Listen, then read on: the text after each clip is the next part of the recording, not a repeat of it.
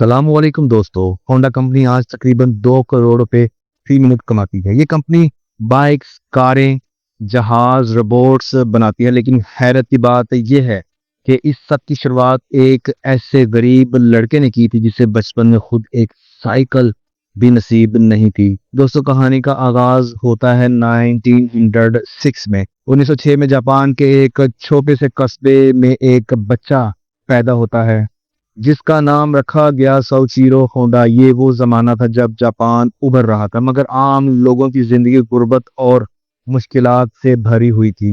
سوچیرو کے والد ایک معمولی لوہار تھے جو سائیکلوں کی مرمت کرتے تھے، اور والدہ کپڑوں کی سلائی کیا کرتی تھی۔ گھر میں 5 بہن بھائی تھے۔ غربت اتنی زیادہ تھی کہ اکثر کھانے کے لیے بھی پریشانی ہوتی، اور بیماری کی صورت میں علاج کروانا تو دور کی بات، دوا خریدنے کے بھی پیسے نہیں تھے۔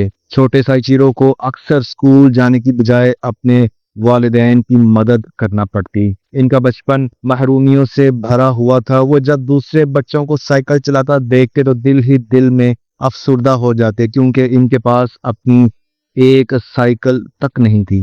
لیکن یہی کمی ان کے اندر ایک آگ بھڑکا رہی تھی۔ ایک دن وہ کچھ ایسا کریں گے کہ دنیا حیران رہ جائے گی۔ سوچیرو کو بچپن سے ہی مشینوں میں دلچسپی تھی۔ ان کے دادا ایک رائس مل میں کام کرتے تھے۔ اکثر وہ چھوٹے سوچیرو کو ساتھ لے جاتے۔ وہاں ایک چیز موجود تھی جو اس ننھے لڑکے کو سب سے زیادہ متوجہ کرتی، ایک پیٹرول انجن۔ اس وقت جاپان کے دیہی علاقوں میں پیٹرول انجن بہت کم دیکھنے کو ملتے، لیکن جب وہ انجن چلتا، دھواں نکلتا اور اس کی آواز گونجتی تو چھوٹے سوچیرو اسے حیرت سے دیکھتے۔ دوسرے لوگوں کے لیے یہ صرف ایک انجن، ایک مشین تھی، مگر سوچیرو کے لیے وہ ایک جادوئی چیز تھی۔ وہ دھوئیں کو نفرت سے نہیں بلکہ محبت سے دیکھتے۔ پیٹرول کی خوشبو انہیں عجیب طرح سے لبھاتی۔ وہ اس انجن کے پاس گھنٹوں کھڑے ہو کر سوچتے رہتے کہ آخر یہ چلتا کیسے ہے۔ یہی وہ لمحے تھے جب ان کے دل نے مشینوں سے محبت نے جنم لیا۔ 11 سال کی عمر میں سوچیرو کی زندگی کا سب سے انوکھا واقعہ پیش آیا۔ ایک دن انہوں نے اپنی زندگی میں پہلی بار کار دیکھی۔ اس وقت جاپان کے چھوٹے شہروں میں کار دیکھنا کسی معجزے سے کم نہیں تھا۔ وہ کار دیکھتے ہی اس کے پیچھے بھاگنے لگے۔ کار کچھ فاصلے پر رکی تو انہوں نے دیکھا کہ اس کے نیچے سے تھوڑا سا پیٹرول لیک ہو رہا ہے۔ وہ جھک گئے، پیٹرول کو ہاتھوں میں لیا اور اس کی خوشبو کو قریب سے محسوس کیا۔ یہ لمحہ ان کی زندگی میں ہمیشہ کے لیے نقش ہو گیا، اور انہوں نے سوچا کہ ایک دن میں بھی اپنی کار ضرور بناؤں گا۔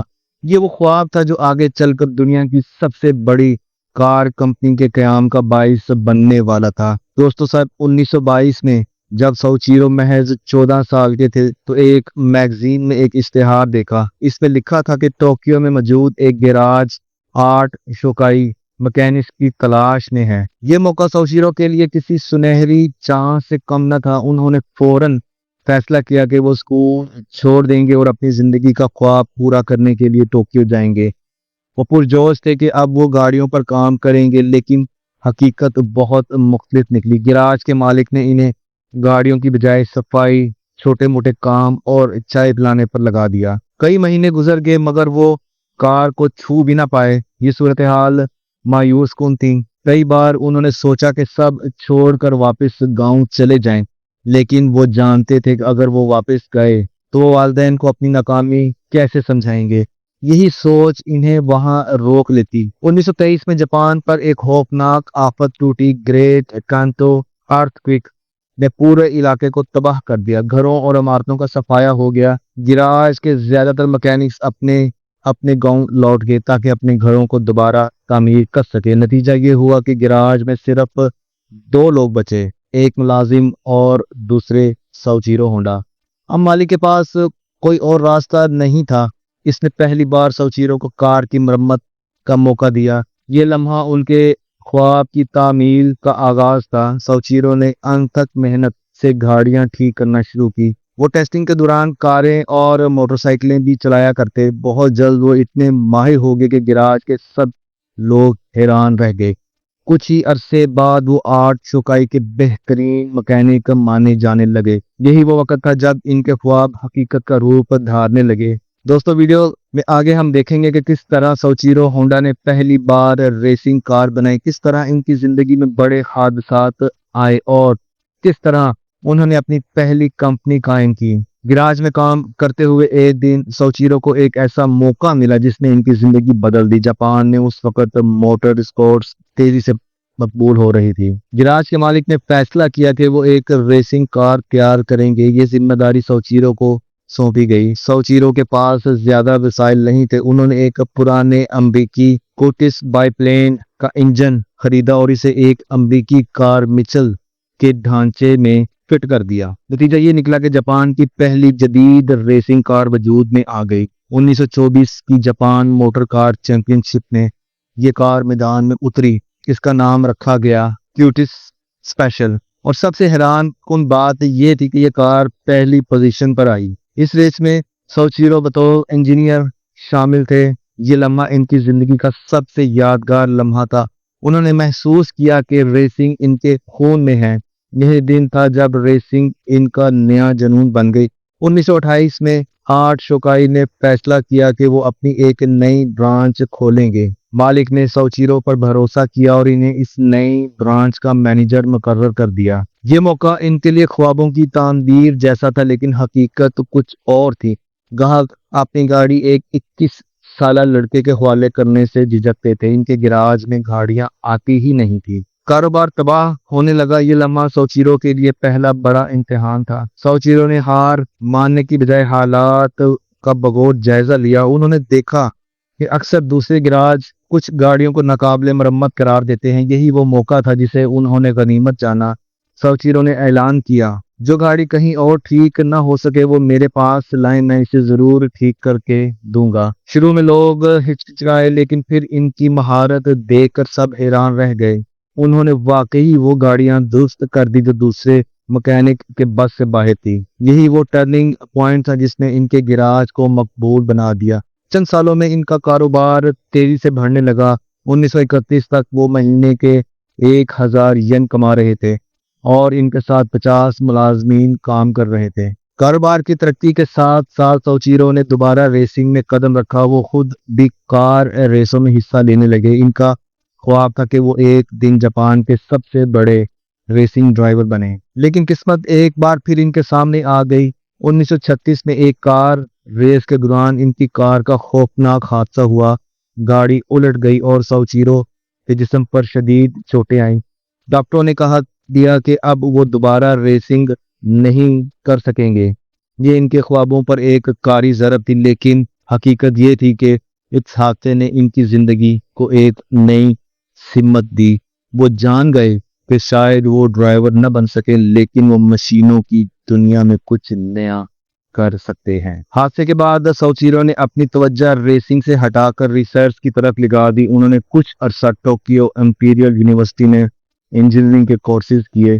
1937 میں انہوں نے اپنی پہلی کمپنی قائم کی جس کا نام ٹوکائی سیکائی رکھا۔ یہ کمپنی رنگ پسٹن تیار کرتی تھی۔ ابتدا میں ان کے بنائے گئے رنگ پسٹن معیاری نہیں تھے۔ ٹویوٹا جیسی بڑی کمپنی نے انہیں مسترد کر دیا، لیکن سوچیرو نے ہار نہیں مانی۔ وہ مسلسل کوشش کرتے رہے، کئی بار ناکام ہوئے، لیکن ہر بار اپنی تکنیک کو بہتر کیا۔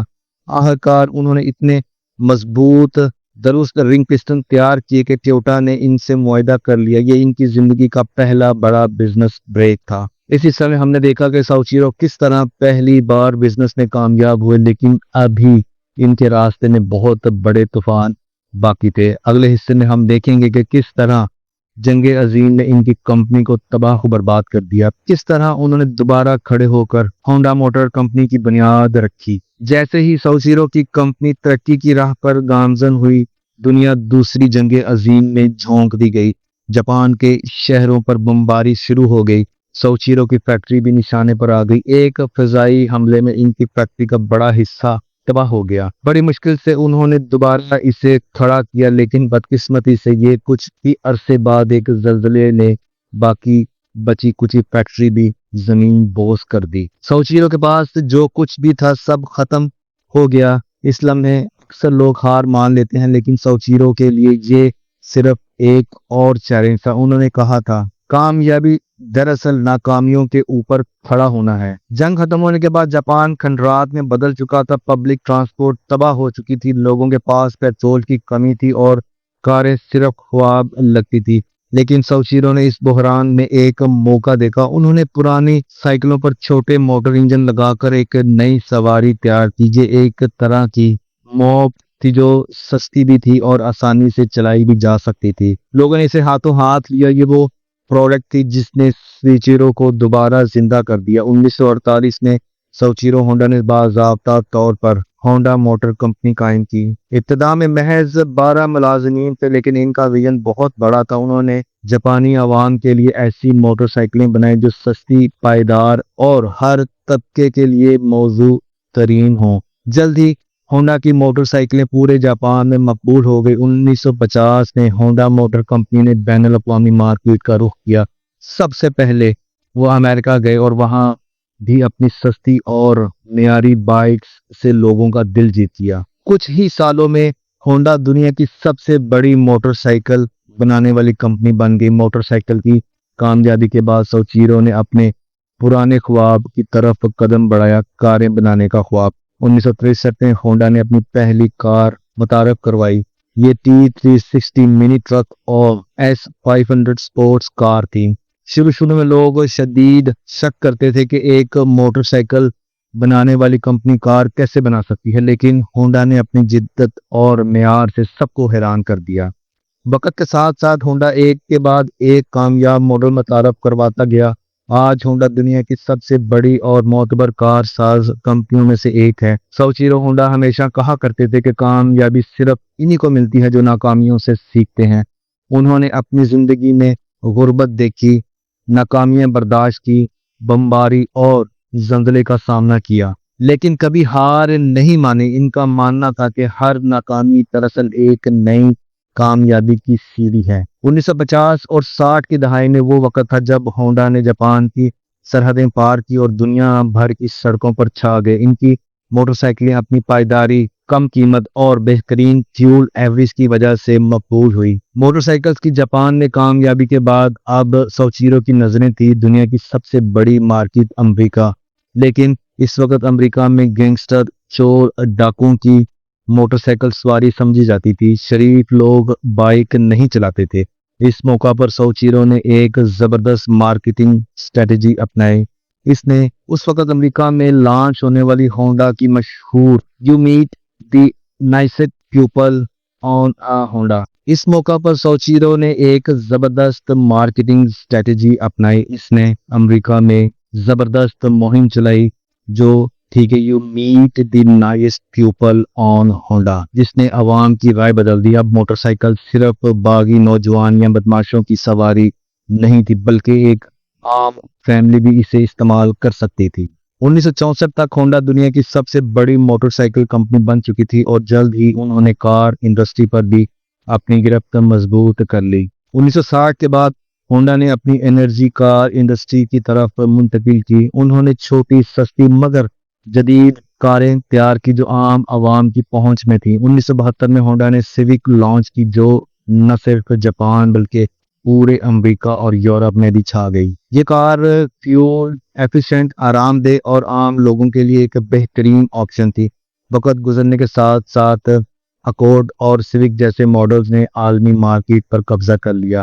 آج ہونڈا کی کاریں 150 سے زیادہ ممالک میں چلتی ہیں۔ سوچیرو صرف ایک بزنس مین نہیں تھے، وہ ایک خواب دیکھنے والے، جدت پسند اور انسان دوست شخصیت کے مالک تھے۔ ان کے ملازمین انہیں محض ایک باس نہیں بلکہ ایک استاد مانتے تھے۔ وہ اکثر ورکشاپ میں مکینکس کے ساتھ کام کرتے، تیل اور گریس میں لتھڑے کپڑوں کے ساتھ ہنستے مسکراتے نظر آتے۔ ان کا ماننا تھا کہ ایک لیڈر وہ نہیں جو حکم دے، بلکہ وہ ہے جو خود میدان میں اتر کر دوسروں کو راستہ دکھائے۔ ہونڈا کی سب سے بڑی طاقت ان کا فلسفہ تھا۔ وہ ہمیشہ کہا کرتے تھے کہ "سکسیس از 99% فیلئر"۔ ان کا ماننا تھا کہ جو شخص ناکامی سے ڈرتا ہے وہ کبھی سوچ میں کامیاب نہیں ہو سکتا۔ ان کی پوری زندگی اس بات کی زندہ مثال ہے کہ انہوں نے غربت، بیماری، حادثات، جنگ اور فیکٹری کی تباہی سب کچھ دیکھا، مگر ہر بار دوبارہ کھڑے ہوئے۔ سوچیرو ہونڈا 1991 میں اس دنیا سے رخصت ہو گئے، لیکن ان کی وراثت آج بھی زندہ ہے۔ ان کی قائم کی ہوئی کمپنی ہونڈا نہ صرف گاڑیوں اور موٹر سائیکل بناتی ہے بلکہ روبوٹس اور مستقبل کی ٹیکنالوجی میں بھی نمایاں ہے۔